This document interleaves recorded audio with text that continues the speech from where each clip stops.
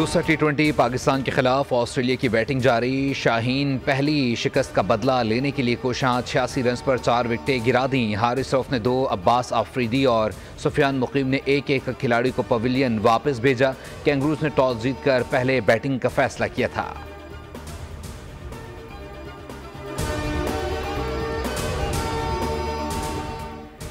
PIA की निजकारी की बोली से धचका लगा, उसको आगे बढ़ाएंगे, दरमियान में नहीं छोड़ा जाएगा।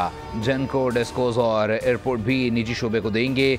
वज़ीर ख़जाना मोहम्मद औरंगज़ेब की गैर रस्मी बातचीत। कहा, हुकूमत के महकमों में राइट साइजिंग का काम जारी है। IMF के दौरे का मकसद मईशत का जायज़ा नहीं बल्कि एतमाद साजी का इजाफा था। टैक्स वसूलियों को इन्फोर्समेंट में और इंतज़ामी इक़दामात से बेहतर किया जाएगा।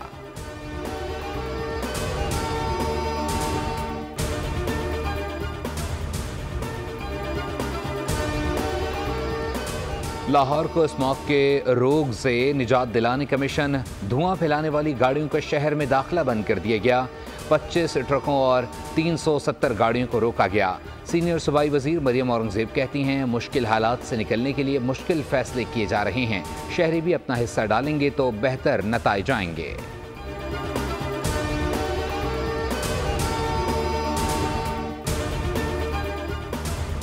इंसदादी दहशतगर्दी अदालत लाहौर ने बानी PTI की 9 मई के 4 मुकदमात में जमानतें मंजूर करने का तहरीरी फैसला जारी कर दिया। लिखा गया, बानी PTI उन मुकदमात में नामजद नहीं थे, उन्हें ज़िमनी बयान की रोशनी में नामजद किया गया। बानी PTI ने मुबैना वारदात के लिए मुजरिमाना साजिश की हौसला अफजाई की। रिकॉर्ड के मुताबिक पुलिस ऑफिशल्स ने उस साजिश को सुना था।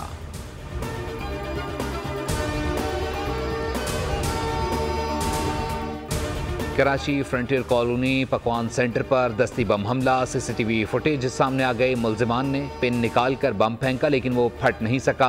2 मोटरसाइकिलों पर सवार 4 मुल्जिमान को देखा जा सकता है। पुलिस मुल्जिमान को गिरफ्तार कर चुकी। दुकानदार के मुताबिक भत्ता मांगने वाला उसका पड़ोसी था।